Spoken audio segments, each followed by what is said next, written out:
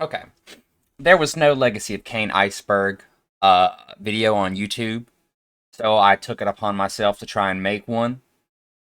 This is the Iceberg from Reddit, the Legacy of Kain subreddit by butane_boss. Pretty large, and if you can make a better one, I'd appreciate it.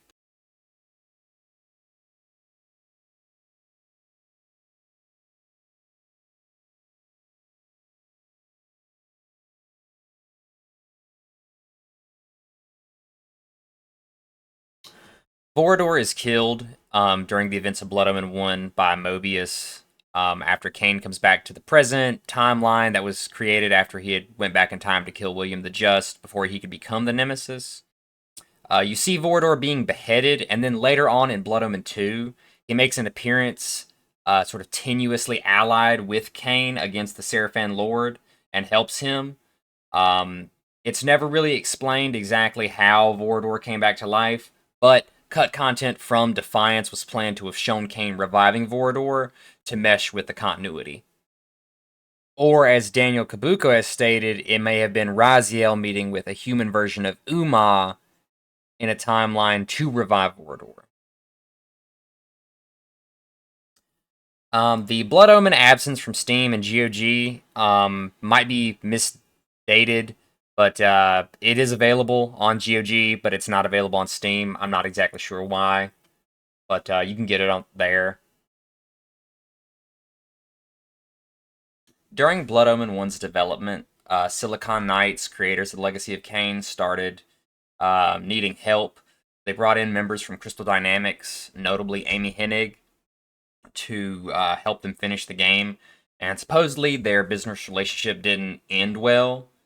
Um, Afterwards, Crystal Dynamics started to internally develop Soul Reaver, and that led to a lawsuit resulting in Eidos, who had acquired Crystal Dynamics during development, and Crystal Dynamics retaining rights of Legacy of Kain, but they had to give Silicon Knights creators credits, and you can see that before starting Soul Reaver 1.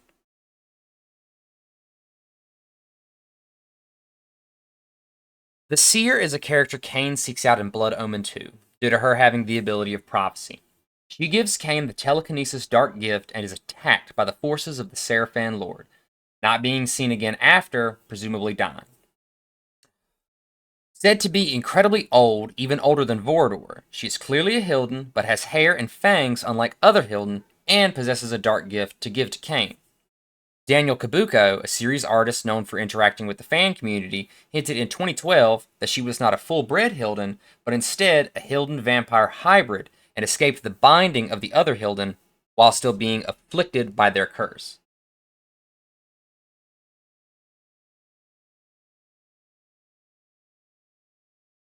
In the intro cutscene to Blood Omen 1, Vorador attacks and kills a few members of the Guardians of the Pillars before Malik can come to their rescue. It's been questioned why they were powerless to defend themselves, and it's probably speculated to be interference by Mobius. It's never really stated, though. The male guardian whose magic fails is very noticeable, but it's probably there just to illustrate how much of a threat a vampire like Vorador can be, much to Mobius's advantage in spurring his later vampire genocide.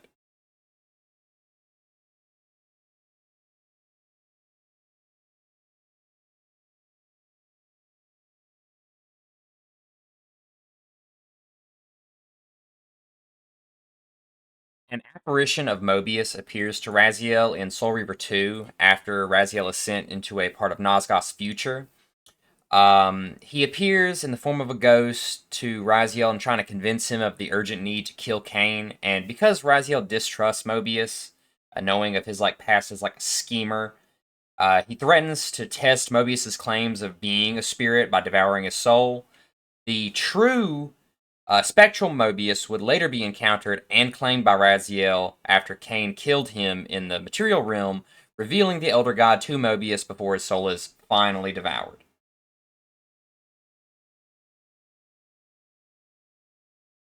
Terrell is a character first introduced in Soul Reaver 1 as one of Kain's vampire lieutenants and Raziel's undead brothers. He, alongside Dumas, toss Raziel into the Lake of the Dead. Originally, he was planned to be a boss fight in the game alongside a level that was cut called the Smokestack, but both the boss fight and the level were cut. However, his clan, the Terrellim, do make appearances in Soul Reaver 1 as the highest level vampire enemy. Terrell, in his human Seraphorm warrior priest form, appears in Soul Reaver 2 as a boss fight when Raziel has the Blood Reaver, and he kills him, allowing him to later be revived as a vampire. And then, while time traveling in Defiance, he encounters the later evolved or devolved vampire Tyrell being worshipped by the cult of Hashak Geek, a reference to a secret area in Blood Omen 1. I used the lostworlds.net and the Dark Chronicle for some of these pictures, by the way. The Nexus Stone is an item that was used to nullify the Soul Reaver in Blood Omen 2 that allowed the Seraphim Lord to have the advantage battling Kain. Later on in the game, Kain acquires it and uses it in the same way to disable the Hilden Lord's Soul Reaver, and might be of Hilden origin. Kain drops it into the Hilden Gate, collapsing the portal that would have let the Hilden finally escape the Demon Realm fully.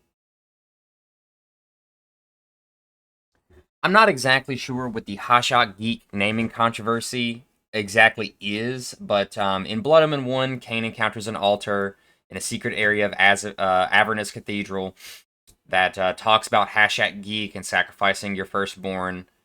It's mostly a mystery as to what it could be. Could be the so-called dark entity. Um, but in Defiance, later on, Tyrell had been retconned to be the Hashak Geek, or at least one of the entities known as Hashak Geek by the cult. As Silicon Knights created Blood Omen, and then Crystal Dynamics later built on the story, it's not exactly known what Hashak Geek originally would have been, but what it later became in Defiance is mostly just allowing Tyrell to retroactively be that entity. In the Eternal Prison level of Blood Omen 2, there is a large statue of Mobius. Due to the mysterious nature of the Eternal Prison and how esoteric and strange it is, it's not really known why there's a big statue of him, but it could be that Mobius contributed to the construction of the prison in some capacity.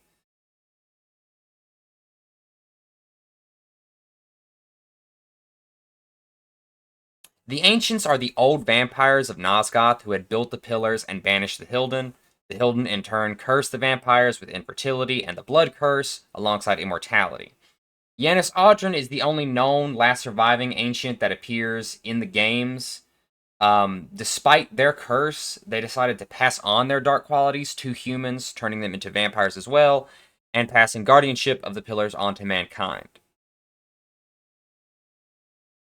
Due to the entire Soul Reaver timeline paradox and the nature of Raziel's self-devouring soul, um, alongside his unique free will, he's got a unique resurrection that's not like the other wraiths in the series. Um, that's pretty much just what this entry in the Iceberg is saying.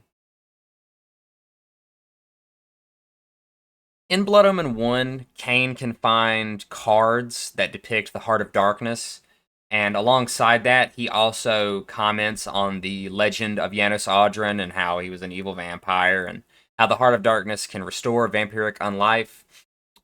Due to plot and lore reasons, the cards he finds literally cannot be the Heart of Darkness, as he contains the Heart of Darkness within himself.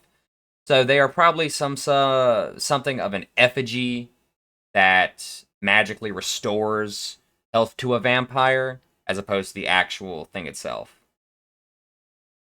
Blood Omen 1 is unique in that it features two endings and a choice at the end of the game to either choose a good or bad ending. Upon finding out that Kain is the guardian of the balance pillar, Ariel offers him to either sacrifice himself to cleanse the pillar and restore Nosgoth, or to forsake the pillars, refuse the sacrifice, and choose to rule over what's left. Canonically, he chooses that, as shown in Soul Reaver 1, and makes the pillars his throne. But in the good ending, it shows Ariel, like, contemplating Kain and his choice.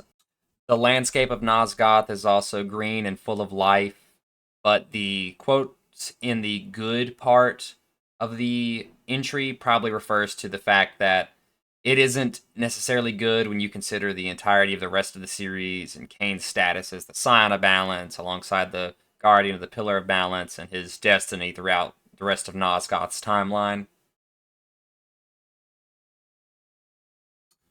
Go Cheese is a line uttered when inputting the Soul Reaver and Iron Armor cheat code in Blood Omen 2, and is spoken by Simon Templeman, the voice of Kain. It's a reference to a nickname given to the Blood Omen 2 lead artist Steve Ross. Legacy of Kain Dead Sun was a canceled game worked on from roughly 2010 to 2012, and would have featured a new main character, with plot lines being planned and reworked during development, possibly including a plot of Kain to have pretended to kill himself in a previous time, and designed seemingly with the intention of being a soft reboot of sorts. It had featured a multiplayer component at one point that went on to be the multiplayer game Nosgoth, which was canceled itself years later. The game borrowed and mixed elements of the previous games, planning on introducing blue skin, soul devouring vampires, realm shifting, and interestingly enough, a crafting mechanic. Um, this is mostly just like supposition aside from the footage you can see of the game itself. Fear the Tube. Fear the Tube is something Kain says in Defiance when he enters a cheat code that lets him use a cardboard tube in place of the Soul Reaver. I saw on the internet that it was claimed to be a reference to a Penny Arcade joke of some sort, wherein someone uses the tube of cardboard as the Soul Reaver. But the links that I found on Neoseeker were all dead. I couldn't really find any footage or images aside from that. So that's the end of the first part of the iceberg. It took me a while, and I want to clear off all the stuff. So I'm going to upload this one, and maybe I'll make the second part, or hopefully someone has been working on a perfect one in the background for months. But if you decided to watch this, I appreciate it, and have a good one.